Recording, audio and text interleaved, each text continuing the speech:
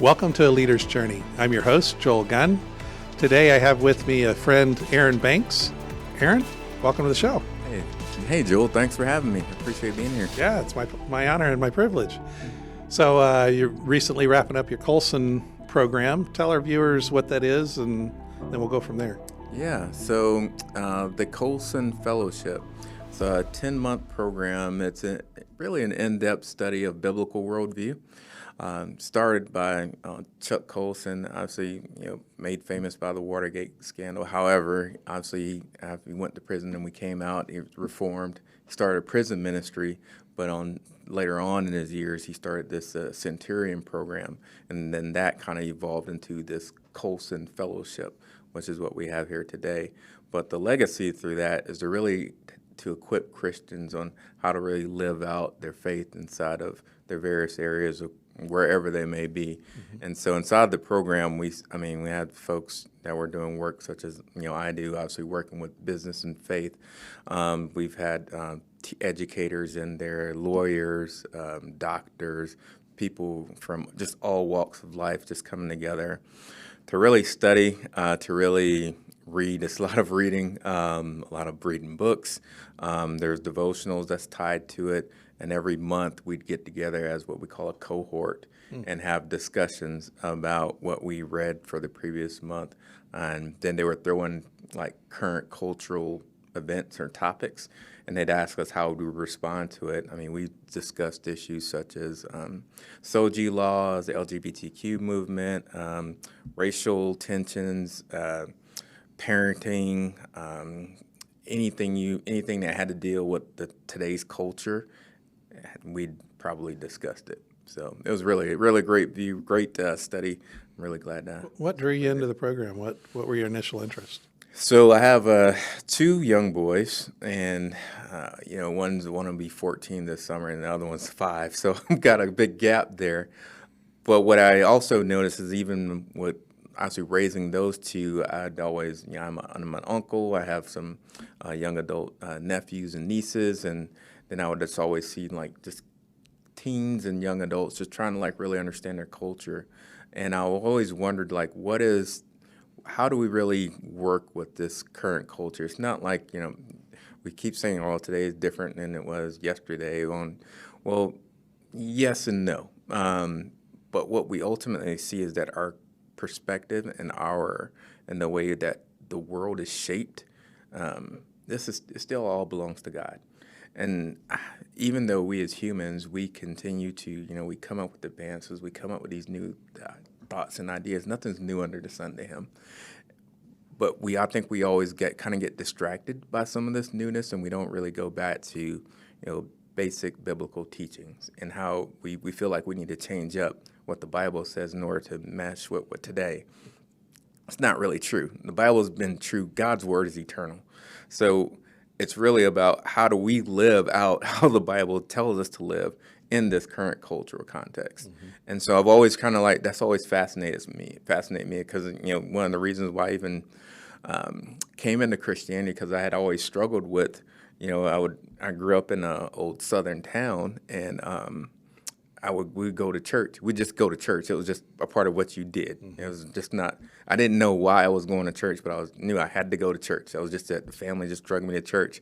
But I always see this pastor at the pulpit, and he'd be up there talking, and I'm like, that's good, but I don't know what he's really talking about, because my culture at that time, I was looking to see what was going to happen after church or what we were doing on the weekend, what we're going to do after we got out of this place.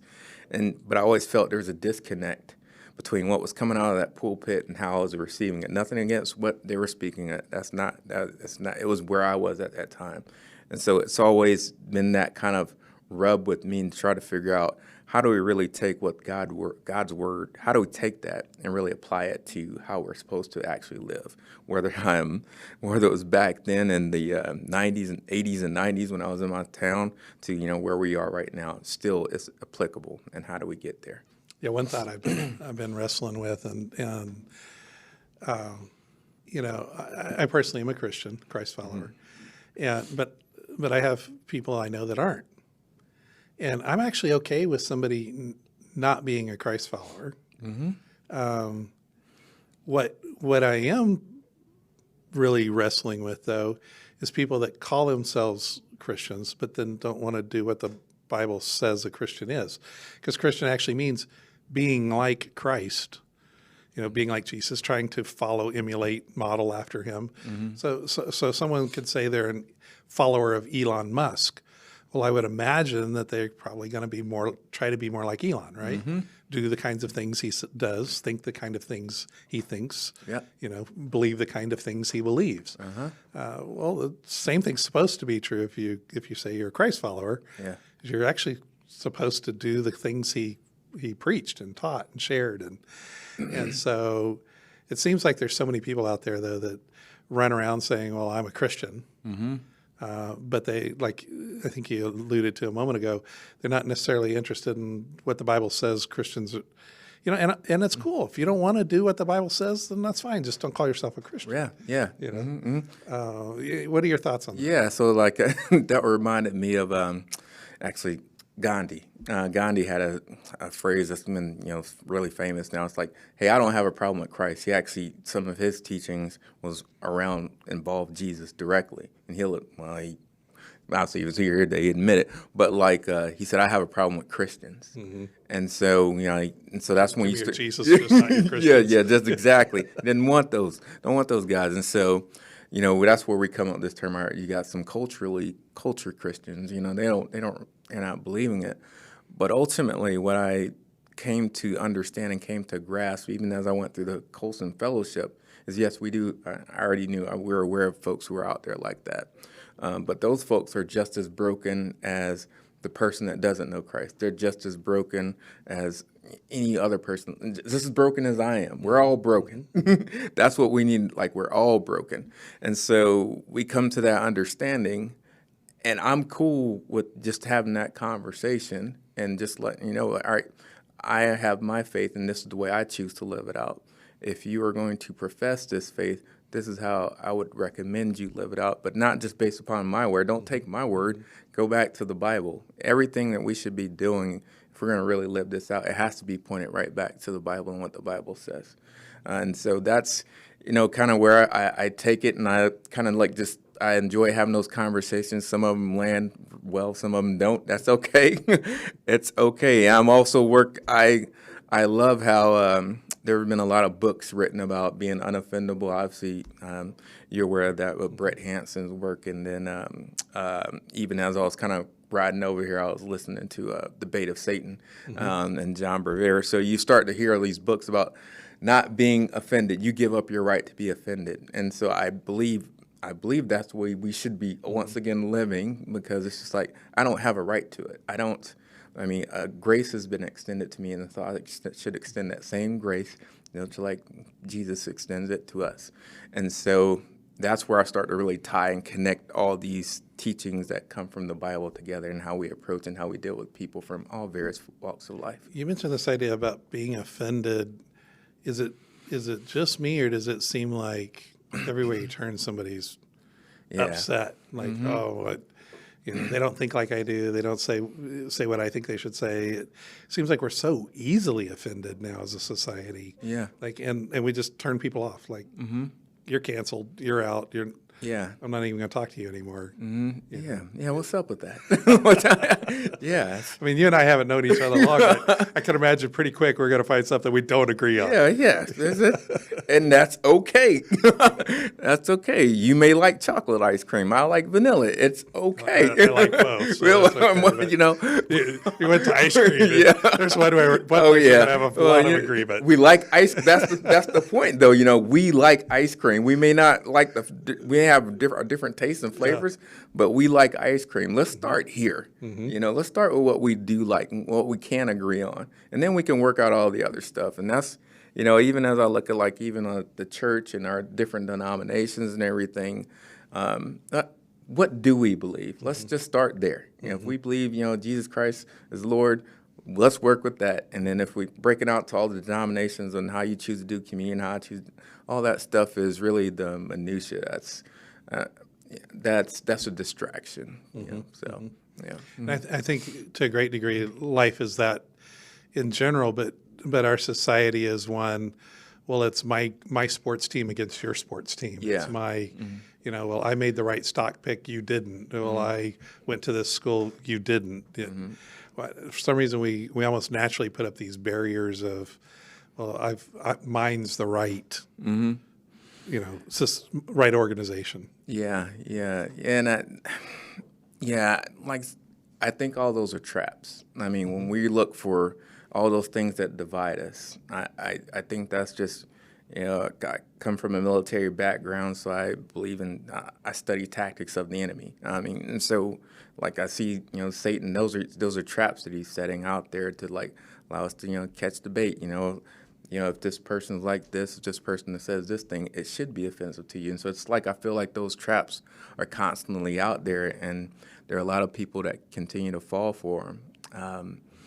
But we don't really take the time to understand, like, what is it that we can agree on? Like, we don't really take the time to really see the heart of people, and it's really just that's what God says we should love. Love, the most important commandment, right? Love the Lord with all your heart, soul, and mind. And the second was just love others as yourself. And so we don't take that time to truly love, and it's loving the way that Jesus loves. And I think when we do that, we can kind of blow past some of these differences and some of ththese things that divide us, and look for that stuff that's bringing Why do you us together. do you have any thoughts on why the traps are so attractive? Like, why do I fall prey to this idea of, well, it's my team against your team, or it's my school against your school, or what's the appeal? Do you have any feel for what's driving that? I feel like it's pride. I mean, obviously pride is rooted in sin, but when we look at it from a pride standpoint, we feel like there's a need for us to achieve and to receive this approval from others. Once again, that's pride. You want people to really applaud you. That's why, when someone comes out and says something, that's like, really controversial, there'll be certain people that applaud that, and they relish that, because now the spotlight's on them for doing this controversial thing. And so now you just hype them up, and they're excited to go out and say the next controversial thing, but not really fully understanding the gravity of what they're really doing or saying. They don't understand the people that they may hurt in the process. But I think all of that really just goes back to, it's just that pride, and we all are seeking that. And it's, once again, one of those things where sin has corrupted us to seek that level of approval. God takes no glory in things of that nature. When you're saying things, or when you're promoting stuff, when you're trying to uplift yourself, you're trying to glorify yourself. That's not where he's pointing us. He's telling he deserves all the glory. And so I feel like we've been at this since Adam. I mean, Adam and Eve. It's like we've been trying to make ourselves God in his place. And so everything that we're doing is self-centered. And that's not the way we're supposed to live. And so I think that's kind of super countercultural. Yeah. That statement right there. It's very, very not supposed to live self-centered. That's totally don't hear that anywhere. It's not popular. Yeah. It's not popular, and that's why you won't hear a lot of people speak on it. It's just, but I mean, when it's truth though, if I'm really gonna live this way, I've got to understand this. Not about me. It's not about you. It's about God. But inside of that love with him is what we're able to really share with others. It's impossible for you and I to take Christ out of the picture. Yeah. But let's imagine we could. Okay. Do you think our society as a whole was more tolerant or more civil prior to our current time? Or do you think we've always been as divisive and hostile, and we just painted it differently? I think we lost our ability to disagree more than we used to, or because I can't imagine our 200 years ago as they're wrestling over the Constitution. That there wasn't some disagreement. Yeah, exactly. And yet they got to a point where they all signed it. Now, I'm sure there was some compromise. I'm sure there was, but not everybody had to agree with every word in there. But they moved forward. Yeah. There was some unity against England. Maybe that was the common cause. Maybe, exactly. Yeah. I think you hit it right there. It was maybe a common cause, the common thread that everyone was achieving. They were aiming for. And I think, when we lose sight of that, that's what ultimately like kind of gets us in a rift. Because if you really look at it, all of us want to, we want to be healthy. We want, have a good, decent amount of living, standard of living. We all want some of the same things. I think when we lose track of that and we try to feel like, hey, our way is the way to go to get there, and not really opening our minds up and open our ears up to hear maybe there's an alternative way to get there. I think when we start losing track of that, that's when we start to go just off point on this one. I guess more of my question, where I'm trying to go, is used to be neighbors looked out for each other. Feels like that's gone. So was it because our society was more civil, more cordial, more forgiving and understanding? Was that just imagined? Was that a season, the 40s or 50s, the good old days? Where that's a hard one, because it's like I would imagine that even if you go back into those days, the 40s, you had World War. There was something going on that was also kind of uniting. It was uniting. There's a uniting factor there. So if I had to really look at it, I guess from just my minimal knowledge of just kind of looking at history, is I would venture to say there may have been more things that united us. When I'm speaking Americans, I'm going to kind of quantify this in America. There may have been more things that kind of united us back then, even though there were still a lot of problems. Oh, sure, there were definitely a lot of problems. Yeah. But I think, the things that were opposing us, we could all kind of get behind to fight against that. Now, if I look at what's opposing us, I think there's lots of things that are out there. The scale of opposition is much broader than probably Lots it was. of little things. Lots of little things, yeah. And I think maybe that's where we're starting to see maybe a possible difference, because in our digital age, we've just got so many things at our fingertips that can really distract us, that can help us, form these opinions. Back then, maybe you had, radio, newspaper, or something, what your parents said or what have you. Well, speaking of radio, it was the famous radio broadcast of the aliens. Oh, Orson Welles. Orson Welles, everybody believes it. Because why else would it be on the air unless it were true? No, yeah, good right? point. Now, even though he opens the show with the following is fictitious, story or whatever, it didn't click because they orchestrated it so well. We interrupt the show, the landing of aliens, and everybody believes it's true. So it seems like maybe we were less skeptical as a society a few decades back. More open to, now it seems like the pendulum swung the other side. I heard recently, and I don't remember the stat, but I think it was mentioned at Current in Denver a few weeks ago about distrust is the highest character trait mentioned currently. Yeah. I think basically, I think they're going to kind of talk about that at GLS too, if I'm remembering. But, so that very good point. And so when we look at it, today's culture, who do you trust? I think ultimately everyone's looking for the truth. And I was just talking to a business leader here about why is it hard for us as parents to sometimes, tell our kids, give them lessons learned, tell them things based upon our experiences. They have to kind of go out and learn things on their own, because I think what it boils down to is a level of trust.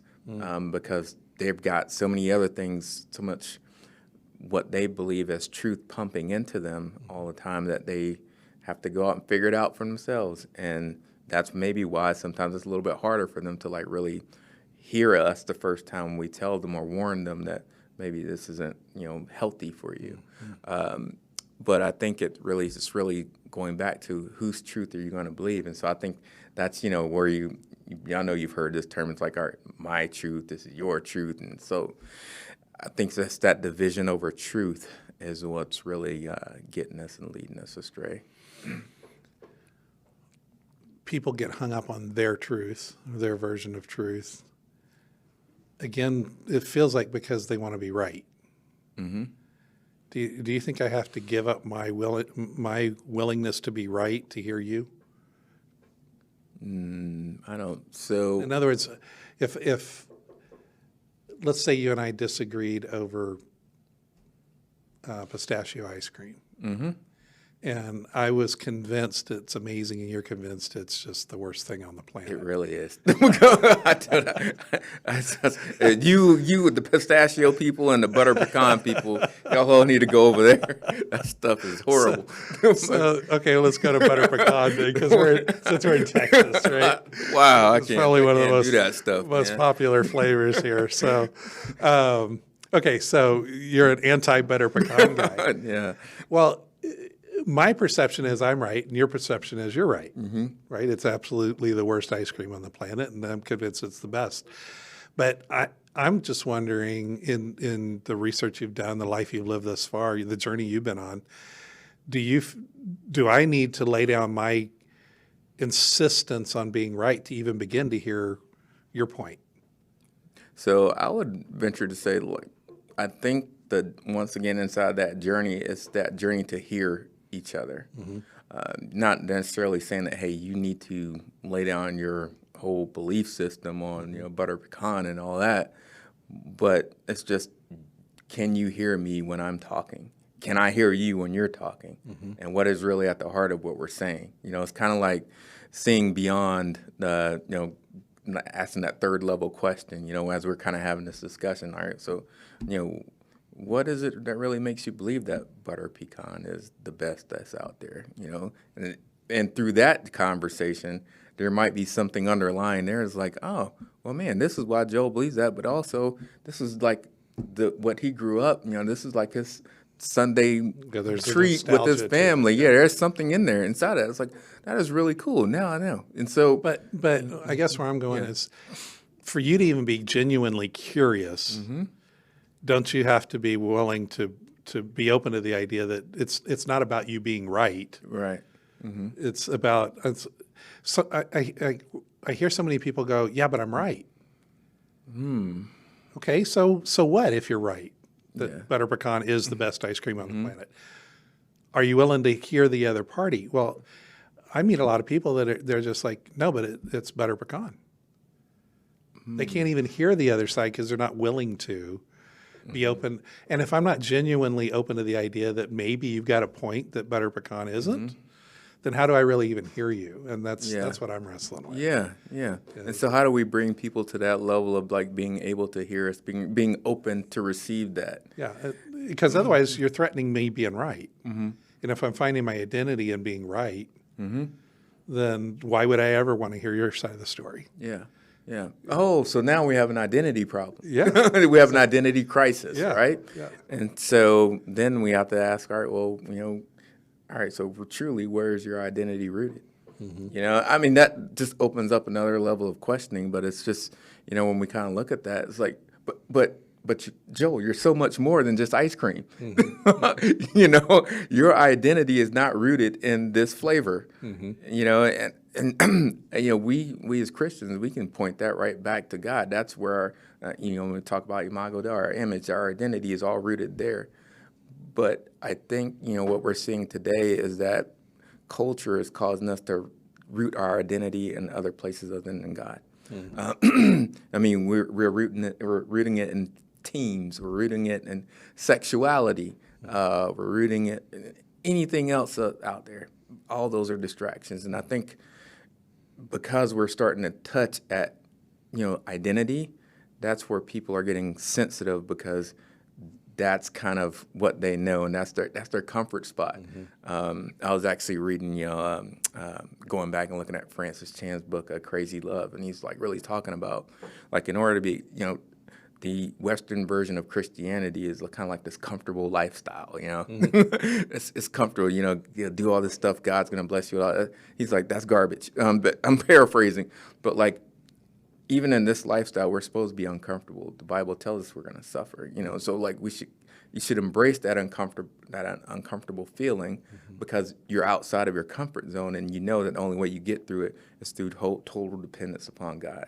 And so when we start to like really pick at those questions that make people uncomfortable, this, on the secular side, that's messing with their their independence. I mean, that's really what we're getting at. And this is a very sensitive area for them.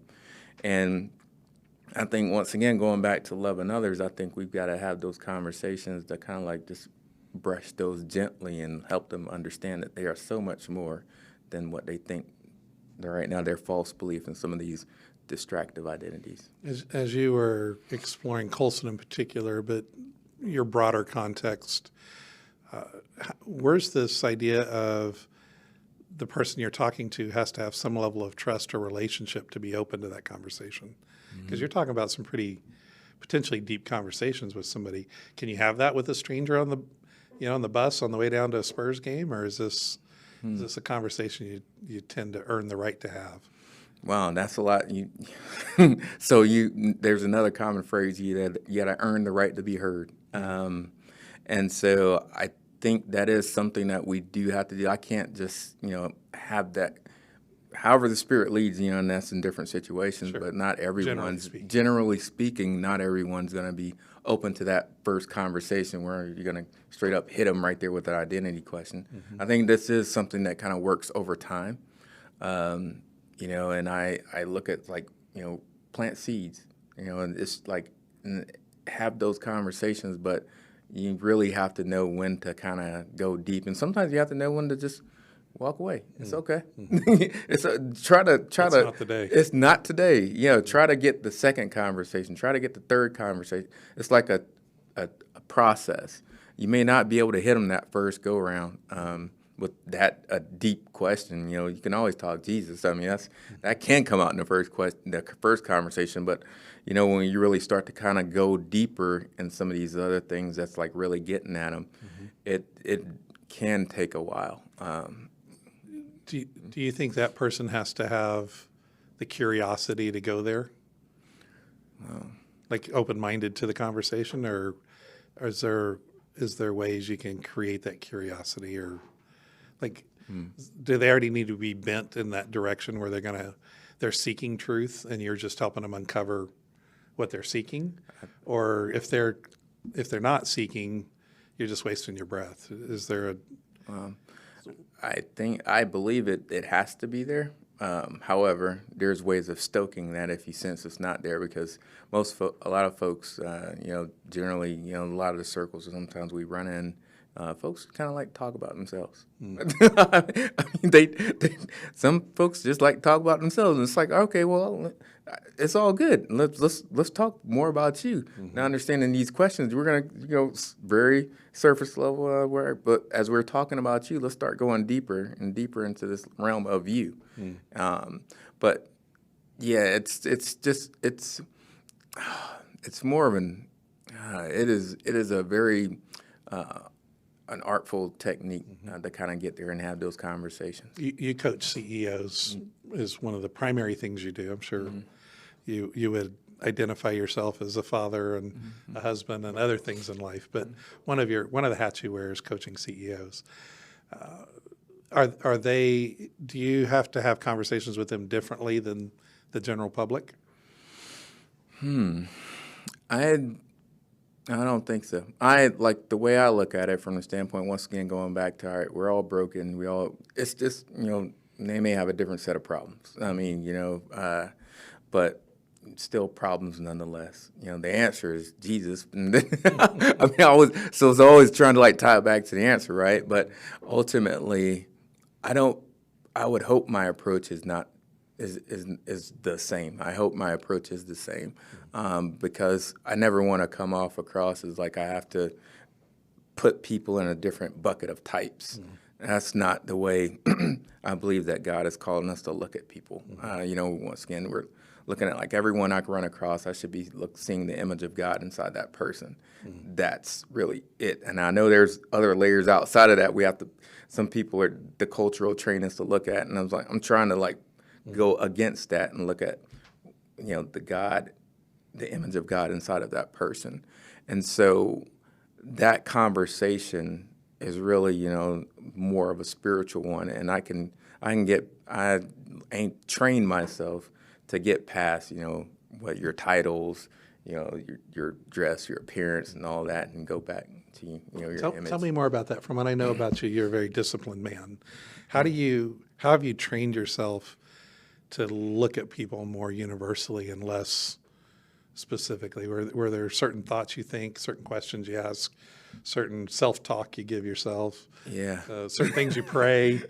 Like, were there any practical examples? If I catch myself, I think it's Paul talks about not preferring one person over another, or just if somebody basically dresses nice, don't give them the best seats. Yeah.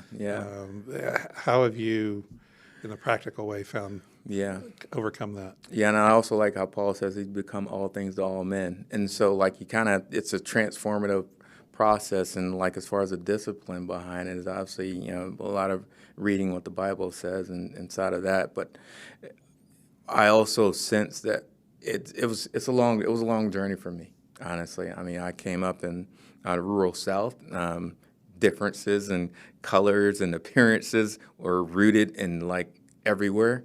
And then I came into the military. We still looked different, but once again, we kind of came together. And then I went inside the military. We went to other countries where they looked different than you did, and you had to work with them, or there were things you just had to do. So, and now where we are today, it was the lessons learned from all that stuff, the good and the bad, of kind of going through that process and really training people. Because like even from, I work with the Iraqi army, and it's just like those soldiers wanted the same thing we wanted as American. I was in the Air Force and the airmen. We all wanted freedom for our country. They pursued it differently. We had different ways of pursuing it, and we had to work together to figure it out. But ultimately, our goals were the same. So I had to like look at that as not, they wore a different uniform, they spoke differently, they looked differently. Yes, all that. But I had to like really peel the layers back. I started to like really see things for what they were when I was like experiencing, not only working with them, but some of the other foreign countries we work with. It's just like we all want the same thing. We look different, but ultimately, where are we going and how are we going to pursue this? And so I messed up along the way for sure, like even leading to me, and I still mess up today in certain cases. But I always have to like go back to, what did Jesus say? He's like, you gotta love others, and you can't love them the way that we sometimes humans mistake love. It's like we have to love the way Jesus loves, and that is you love them regardless of what they look like, and wherever their situation. And so it's a constant discipline. That's a constant like coaching that has to go in my mind and in my heart. I have to pray about it. Is this a real-time thing that's happening, or end-of-day thing, or? It's a constant. It's literally, if I look at my agenda for the day, I know who I'm speaking with. I know where I'm going. In most cases, it's like I have to get prayed up. I have to get my mind wrapped around that, because it's so easily, if I don't have it at the forefront, I can just walk right through it. I just won't. It won't. It's not natural for me yet. That's part of my journey, is trying to get to that natural state. Do you think we ever arrive on this side of heaven? I think we could. And it could be I'm an optimist. I'm an optimist. Yeah. I believe we could. Obviously in our C12 circle, when we assess ourselves, when our snapshot check-in, right, and we've got that area walk with God, like measure that between a 1 and a 10. What does that really look like? And I always ask my people, like, all right, so what does a 10 look like for you in a walk with God? And then for me, I look at it as like, I'm constantly aware of God's presence. I'm like literally walking with him everywhere. I feel like he's sending me places. I feel like he's always there with me. And so if he's always there with me, and I'm trying to model what he looks like, I'm also trying to think the way he thinks as well. And so, I haven't rated myself as a 10 yet on that scale, obviously, but, it's that effort. but that's where I look at it from the standpoint like that constant dependence upon God, because like I said, and when I am thinking through this, I try to go for those situations that will make me uncomfortable, because once again, inside of that uncomfort is where I know that He has me, and He has me all the time. But when I get inside those uncomfortable situations, I know that when they just turn out well, the conversation goes well, the relationship is formed. I know it wasn't me. Yeah. Yeah. Yeah, those are some fun conversations. Personally, I wish they'd happen more in a lot of ways. But you said earlier we're creatures of comfort, in Western society in general, and certainly a lot of Western Christians are guilty of. Well, it must be God if it's comfortable. Yeah. Yeah. If I'm feeling good and comfortable, Yeah. God must be blessing me. Yeah. He brings peace. He Sure he does does. bring comfort. Sure he does. He does bring all I'm that. not saying you don't have those seasons. Exactly. Yeah. So, You mentioned before the start of the show, we were talking, and you said one of the things that's really important to you is this perspective, this paradigm, looking through these lenses of being eternally minded. How do you see that playing out in your, for those in the audience that don't know who Aaron is? I didn't do a great job of introducing him.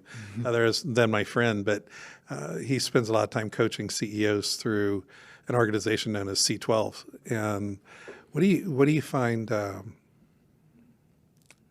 Where do you see, especially in dealing with CEOs,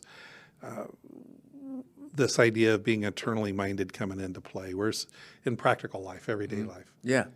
So part of the reason why I came into C12, because in my own journey as a leader, I noticed that I always struggled with trying to really make an impact, with really speaking what the Bible was telling me. It was just like it was a constant struggle, and I didn't understand the gravity of my authorities and responsibilities, and just overall, I didn't fully grasp how much impact you could truly have on one life during the whole time as I was leading in various situations.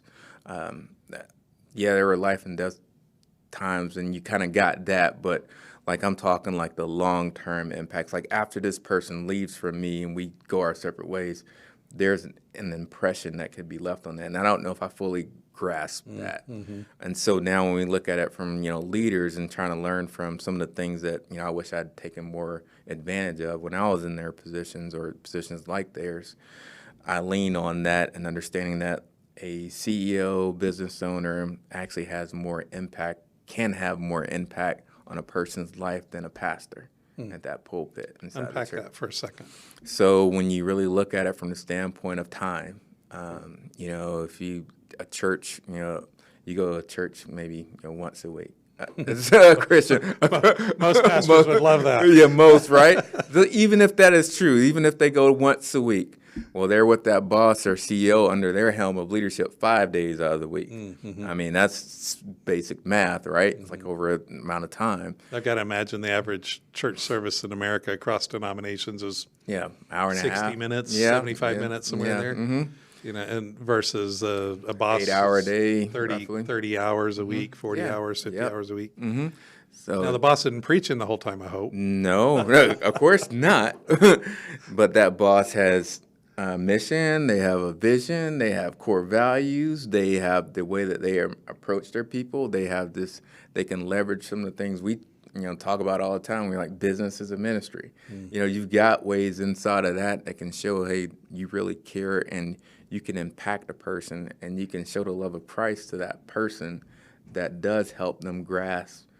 I mean, you're pointing them to the Savior who's going to save their life throughout eternity. It's all there. And so that eternal perspective, doing things along the lines of, even offering up to pray for them during times, to, invite them to talk to a chaplain, to celebrating with them when they have a birth of a child, to the loss of a loved one, mourning with them. I mean, you've got all these opportunities available to just minister and serve people that can make a lasting impression, and once all again pointing them to who deserves all the glory for that. And so the CEO and business owner really sits in a prime position to have those conversations, to do those things. They have that authority. That's where God has entrusted them to be stewards of those businesses. And so that's where I say that they can have more impact than pastors. And love my pastor, don't get me wrong. It's just when you really put it together, the time spent, CEOs and business owners do have they can bring a lot to the table. So does it freak out your CEO clients when you say, "Hey, you guys are going to start doing more ministry things around here"? It freaks them out. Like, what does that mean? It's like, we're overthinking this thing. We're really overthinking it. It's not as difficult as we may think. Because I didn't realize it, like when I was in my leadership positions, that I was actually doing it. It was just showing care for your people, and it wasn't until C12 that I discovered, that thing I was doing when we as a group, such and such family member passed away, we all took up a collection. We put some money towards their funeral. We put some flowers out, and we supported them. When this baby was born, we got them a care package, and just little things like that. Oh, and then also when we had a suicide in our organization, and I mean that kind of shook us. I mean, we're a 300-person organization. It was like, all right, well, we need some prayer in here, so I need a chaplain in here, and I need his presence constantly. Bring chaplains into the fold, into the mix, into your organizations. Those all kind of count. Yeah, I would say chaplains probably make more sense in a military setting. Yeah, some of the viewers might not be familiar with that idea in a marketplace setting, and so there's a couple of organizations, marketplace chaplains. Another one's corporate chaplains. Yep. But how are they similar or different than the chaplains in the military? I would say they were the same. I don't see much of a difference. Our chaplains in the military, I mean, at least the way I ran my organizations is I would have a conversation with the chaplain. They would come in, he'd let me know, hey, he's in the area. And I'm like, hey, cool, I got something to talk to you about. Or, hey, I think you should, kind of go out and do your thing. Just go and talk to people. Just be out there amongst the folks and just talk with them. Someone needs prayer, you pray with them. You do, go. Just go. And minister to them. The same thing can happen inside of our organizations. What do you see happening in the businesses that you're connected with that have chaplains? Are the chaplains out there standing on the street corners preaching? Are they in the break rooms, being obnoxious? What do you? They're serving. They are serving in realms of. We've had deaths in some of the organizations, and the pastors and the chaplains would just get there and just be there to pray with people. We've seen them take part in some of the company offsites. There was I work with folks who are in basically the barber and barbering industry, and so they had an offsite. The chaplain would come there and lead a discussion on a particular topic, and so they are in the mix, and so I think getting them to the point where they are naturally ingrained inside the organization, inside the culture. I think that is really key for chaplains. Same way we did in the military. It's I always remember Chaplain Nevis. It's he would always come by, and it's literally chaplain is this organization. You can walk wherever you want to walk, and you have a conversation. He was right there inside the organization. He'd stop by, maybe a few times a month, and just walk and just talk. Same thing what we see in our current organizations. The chaplains will stop by, walk, and just talk, and just really be there to support people, and they can reach folks and get them to open up and talk about things that person may not have anyone else to talk to. This is where maybe they don't have a church or someone or a connection with their pastor at their church, but that chaplain can be there at a constant basis. Once again, in a relationship, of just being there and being present. I think I think that's kind of what we need to start looking at, just being present, being there in the moment with our people. Yeah. Does that take any of the pressure off the CEO or the owner, business owner, having that chaplain? I think that helps because I think it always helps when you're not the only person in there talking business as a ministry, when you're looking to minister to people and you've got some support. That's why I'm a firm believer of, when I talk to my CEOs and business owners, it's like, hey, understand you have more help than you really think you do. You don't have to be the lone gunman trying to go out there and change all this, and you don't have to be alone on this walk. Let's say somebody's viewing and they haven't gone down this road of trying to better their work environment for their employees by living out their faith, right? And I think that's an important point. Is you're encouraging your CEOs. They're not doing this for gain, personal gain, or monetary gain. Mm-hmm. This is a way for them to express care for their people. Call it care, call it ministry. Call it whatever, yeah. Call it, giving back to the people, putting the people first, the dollar second, whatever term you want to use. What are the kind of the simplest ways of starting to do some of this stuff, like practical things? If somebody were listening to the show and they're like, I want to do something to get started, what would you recommend? Yeah. What kinds of things? You're very practical, and much like you'd apply and minister and care for the needs of anyone, you'd ask them. You can do employee surveys, find out what is a critical need in your area, and what's missing around here. What can we do to really show care and support for our employees? Just like some basic survey questions of getting it out. I mean, everyone likes to be heard. so kind of taking a little bit of a poll to find out what can we really do. And once you find those needs, then you work to see what's within your power. Obviously, if you got a budget, you can be responsible with this.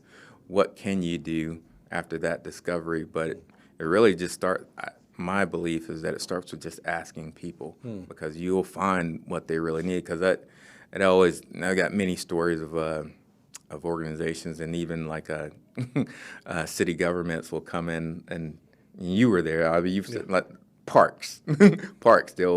The government has an idea to put a park in a neighborhood, and they're going to put all these facilities inside the park that the residents really don't want. But they're going to still put that park there. And so now what happens with that park? No one uses it. Same thing here, same concept here. We, as business leaders, we can't just put something that we think our people need, and that's what we think. We have to ask them, all right, what do you really need? And then meet that need. Start there, and you don't. So what if they say they want every Friday off paid? Yeah, wow. How about we do something else on Friday? Maybe we all go out and pizza Friday or something like that. Let's work on this, So there's obviously, we can throw some money or time at this, which probably is a big statement for the employees, because they know business owners tend to not part with their money so easily. So obviously that makes a big statement. But are there any non-monetary ways that leaders could let their people know they care? Yeah. And specifically, Christian leaders, you mentioned earlier, praying with them on occasion of loss of a loved one or something. But other ideas you have? For sure. I work with one business leader. He started with an email. Literally, like his email, on the bottom of his signature block, he says, "Hey, I believe in the power of prayer. How can I pray for you?" I'm paraphrasing that. And so he collects people respond, and that's like in every correspondence he sends out. That's so that suppliers, email, everything. It's in everything he sends out, and people respond with, "Hey, this is where I'd seek prayer." He puts it in an Excel spreadsheet. I think he may have upgraded, but essentially he lists it, and then he does a prayer call like twice, at least once a day, where he has a distributed workforce, so his people are all over, and he say, "We're having a 3:00 prayer call. It's daily. It's built inside the company culture. It's built inside the routine. You don't have to be on the prayer call. It's all open. But if you're more than welcome to come on it, and we have this list, and we're gonna pray for these folks. Wow. And so that costs nothing, time. And the prayer calls aren't even that long. I mean, it's just a couple of minutes. Yeah, just a few minutes, just to, but there's no big monetary cost with that that's associated with that. So you got simple things like that, I think. Great example. I know one of my clients plays Christian music, uplifting music in the lobby. Just, doesn't really cost anything. Yeah. You got something playing, might as well put something that's, Exactly. edifying. Yeah, like Chick-fil-A. They have you seen, like in some of the Chick-fil-A restaurants, they play instrumental worship music. Oh, yeah. And people don't even know, I don't think people fully understand what they're listening to. But it's ministering to some of the souls of the folks who do know, and then some of those folks who just aren't there yet. Maybe they're like recognize that song from somewhere, but it's sparking a memory. And so I feel like that's kind of planting a seed too. So that's another great example of just playing music. Do any of your clients bring the chaplains in for anything other than just kind of roaming around, loving on people, caring for people? Yeah, I mentioned obviously they bring them in like when they have their off-sites, if they want a chaplain to lead like a discussion on maybe health, maybe fitness, or something, personal care, mental health, conversations like that. I host the leadership series now for a few years, and we had a panel of marketplace chaplains talking about mental health in the workplace and giving some thoughts to the leaders that had showed up that day at the breakfast. Yeah. How they could recognize needs for mental health and tools to address those. Yeah. There's so I think here's the key thing that I found that really works is when obviously you got a chaplain and that CEO and business owner come together to have a conversation of, once again, the CEO business owner, hopefully will be aware of some of the needs that are requested inside the organization, and the chaplain comes with a toolkit of things that they possibly could do. And when they have the conversation together, they kind of figure this thing out. And that's what happened for the barbering company I was mentioning. It's just like they knew what their needs of their people were, and then they matched up with the chaplain, and they just had a conversation like, hey, they just asked the question to the chaplain, can you talk about, I'm just throwing out an example of mental health, and the chaplain, of course I can. And so there it is. You've got, a segment in your day of offsite to kind of just talk and let people talk. And once again, you as a leader, that's something you can kind of, you don't necessarily back away from, but it takes some of that load off of you for someone else to lead that conversation, and it makes it feel like you don't always have to be the one to do it. Yeah, and I think that would actually be a healthier environment. For sure. Especially in that case of mental health is, as a CEO, you don't need to know everything, and you don't need to solve everything. Right. Yeah. So even in the case of, I was talking about the prayer, the company that does the prayer, the daily prayer, I think he as a CEO has like kind of stepped back a little bit, and his people can lead that call if he's not on it. Actually, I know that. Yeah, I know they're capable of doing that. Because I know I've kept them away during that time for certain periods, and the company still did it. Good. Without him. Good. That's ideal. And that's ideal, right? That's culture. Yeah. And so that's so yes, that's, and he sits back, and that's who they are now. So. You touched on something there. CEOs, sometimes they get in the way of culture. What are your thoughts? How do they actually enhance the culture? Well, there's a statement of being champions of the culture, culture champions, or however you want to phrase that. Well, how would you define culture champion?